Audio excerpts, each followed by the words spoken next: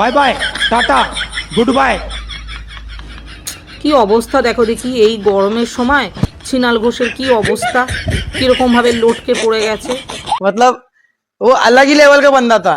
আর আমাদের যে প্রাক্তন মুখ্যমন্ত্রী যেটার উপর দাঁড়িয়ে আছে ওটা কি কাঠের চুল্লি নাকি কি জানি আমি বুঝতে পারছি না, ওটা কি কাঠের চুল্লি নাকি।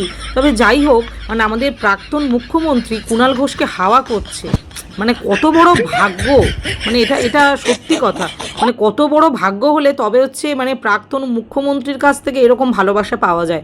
প্রাক্তন মুখ্যমন্ত্রী কি সুন্দর হাওয়া দিচ্ছে কুণাল ঘোষকে। Thanks, love you.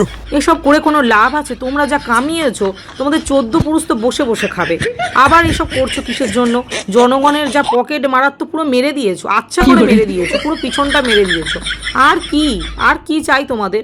এবার তোমরা একটু বিশ্রাম নাও না, এত গরম, এসি টেসি চালিয়ে ঘরে টান টান করে ঘুমাও। তা না, এই গরমের সময় বেরিয়ে এ সমস্ত কি শুরু করেছে বলো তো।